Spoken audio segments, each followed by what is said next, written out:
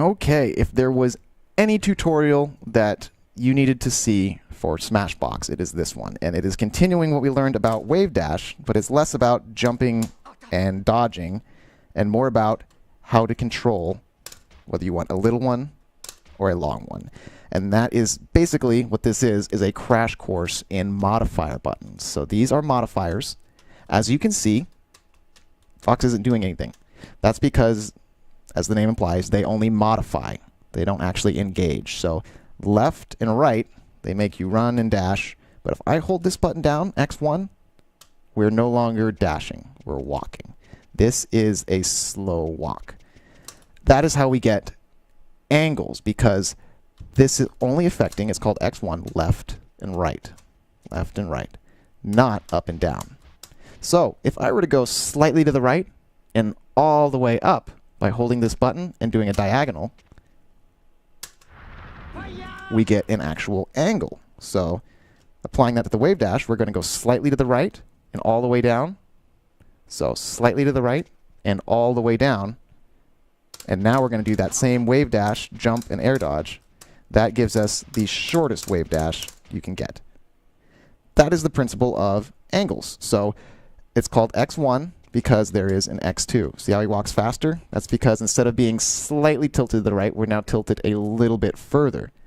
And it works the same, only it gives us a little bit further of an angle. So we can control how far we wave dash. These are X1 and X2. That's for left and right only, x-axis. This is Y1 and Y2, meaning they don't affect left and right, but up and down. So Fox isn't even jumping or crouching, but it's just tilted enough to where we're able to get tilt attack. So it's only slightly up and down. Doing the same thing we did with that steep Foxfire angle, we are now going to do the furthest reaching recovery angle. That is slightly up and all the way to the right. So doing that slightly down and all the way to the right, that is our furthest reaching wave dash angle. So that is the optimum. However, this one, Y2, may be the wiser choice because it is still a really good wave dash length. But let's say we're trying to land on a platform. It is a little bit more lenient because you may not want to be just barely doing it or you'll get an ATA and you'll have less distance. So if you're doing ledge dashing or wave landing, Y2 may be the better option. So you have lots of control over your ranges of wave dash and your distance. So by mastering these modifier buttons, you have full control over your distance. And just in case you're wondering why your Smashbox is doing taunt instead of these modifiers, that's because up here on the top left, your switch is on D-pad mode.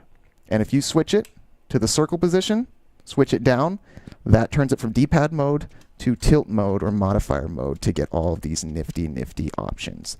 And that is a crash course in modifiers and tilts and angles. I hope you learned a lot, and this applies to so much more than wave dash. And we will go over all of that in detail. So thank you very much, and happy wave dash practicing.